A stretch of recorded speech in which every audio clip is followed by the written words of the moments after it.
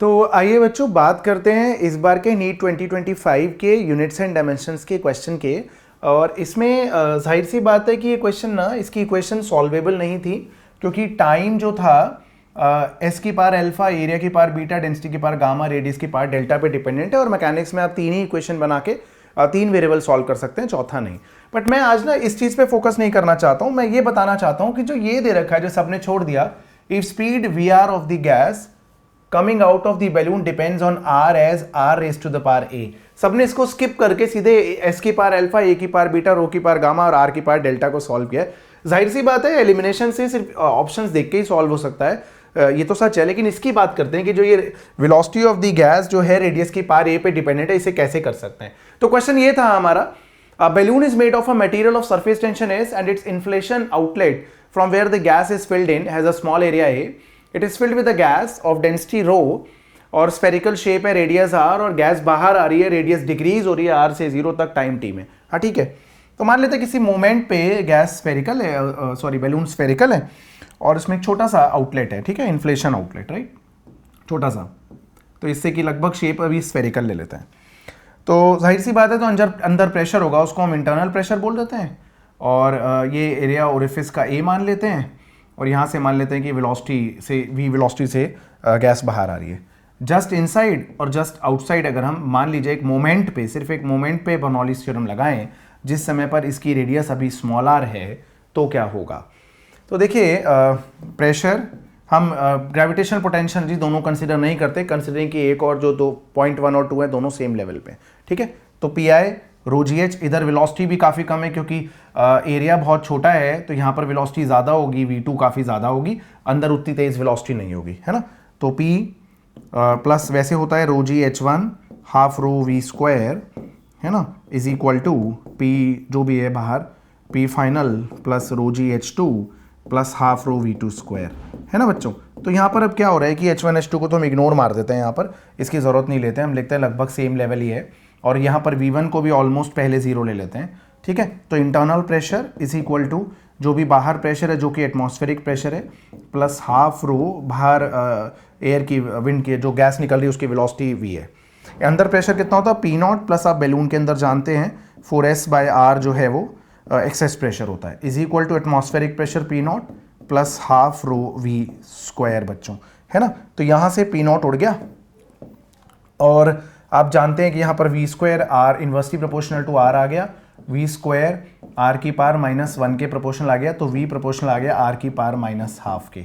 तो यहाँ से A की वैल्यू -12 प्राप्त हो रही थी, तो यहाँ से A की वैल्यू -12 प्राप्त हो रही थी। जाहिर सी बात है कि यहाँ पर इक्वेशन सॉल्वेबल नहीं है, बट आंसर तो आ सकता है। तो एक जो A लोगों ने स्किप किया ना, मैं उसको देखना चाह रहा था कि A इन्होंने क्यों दे रखा है, ठीक है। तो A की वैल्यू इस तरीके से आ सकती थी कि वेलोसिटी कैसे डिपेंडेंट है बच्चों। आइए अगर आपको बाकी पार्ट भी देखना है, तो बाकी पार्ट तो नॉर्मली जैसा मैंने भी लाइव सॉल्व किया था, तो बोला था कि ये क्वेश्चन पे 4 वेरिएबल हैं, तो आप सिर्फ वैल्यू पुटिंग से ही चेक कर सकते हैं, ठीक है। 4 वेरिएबल सॉल्व नहीं हो सकते, ठीक है। तो यहाँ पर टाइम पीरियड जो है डायमेंशन फॉर्मूला ही लिख देता हूँ डायरेक्ट। लेफ्ट साइड में है देखिए m0 L0 t की पावर 1 बच्चों। इधर हो गया आपका सरफेस टेंशन mt -2 की पावर में अल्फा, एरिया L स्क्वायर की पावर में बीटा, डेंसिटी ml -3 की पावर में गामा, रेडियस किसी मोमेंट पे मतलब स्टार्टिंग में r थी तो उसकी पावर डेल्टा। पावर्स इक्वेट कर लीजिए, इधर m की पावर क्या बचती है, उधर अल्फा और इधर गामा भी है, तो अल्फा प्लस गामा, और उधर m की पावर है 0, है ना। l की पावर क्या है, इधर देखिए L की पावर उधर बचती है 2 बीटा, हाँ जी, 2 बीटा -3 गामा, हाँ जी, प्लस डेल्टा, और ये भी आपका 0 ही है। और t की पावर क्या है बच्चों, t की पावर है आपकी -2 अल्फा, और कहीं t नहीं है, तो -2 अल्फा 1 है बच्चों, तो अल्फा -12 आता है, और अल्फा -12 आता है, तो यहाँ से आपका गामा जो है वो हाफ आ जाता है ना। तो अल्फा -12, गामा हाफ, और a -12, तो ये 3 वैल्यूज यहाँ पर आपकी जो है वो मैच हो जाती हैं बच्चों। और अगर ये 3 वैल्यूज आपकी मैच हो जाती हैं, तो बीटा और गामा आप सॉल्व नहीं कर सकते थे। क्यों नहीं कर सकते, बहुत ऑब्वियस बात है भाई, डायमेंशन एनालिसिस की लिमिटेशन यही है बालकों।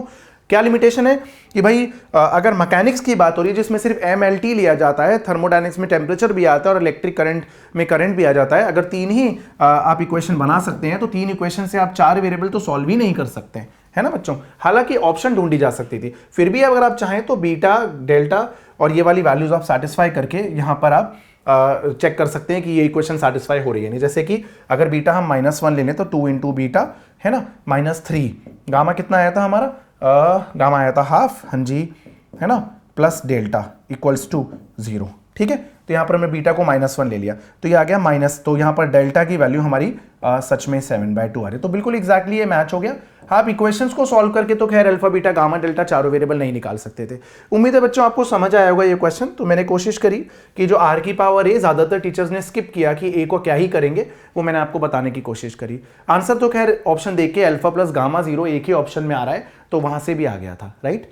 ठीक है बच्चों, आप लोगों के लिए जल्दी बच्चों एक लेवल अप कोर्स लेके आ रहा हूँ फिजिक्स में, और वो लेवल अप कोर्स जो है मैं आपके लिए एक लेवल अप कोर्स लेके आ रहा हूँ, और मैं लेवल अप के अंदर आपको वो टॉपिक्स पढ़ाऊंगा, हर चैप्टर पढ़ाऊंगा एक तो, और हर चैप्टर में वो टॉपिक पढ़ाऊंगा जिसमें आपको बहुत ज़्यादा तकलीफ होती है, जैसे कि motion in a straight line में ग्राफ्स वाला part, calculus, integration, differentiation, plus आपको हर एक लेक्चर के बाद में, हर एक लेक्चर नहीं, हर एक टॉपिक के कंप्लीशन के बाद में, जैसे motion in a straight line में ग्राफ्स, डिफरेंशिएशन, इंटीग्रेशन होने के बाद में आपका एक टेस्ट होगा मेरी एंड्रॉयड ऐप पे, जिसका लिंक मैं आपको यहाँ पर कमेंट्स में दे दूंगा। अभी उसमें कोई टेस्ट अपलोडेड नहीं है, 20 मई से आपको टेस्ट और वीडियोज़ मिलने लगेंगी प्रॉपर स्केड्यूल के साथ, जिसका स्केड्यूल मैं 18-19 मई को आपको दे दूंगा बच्चों।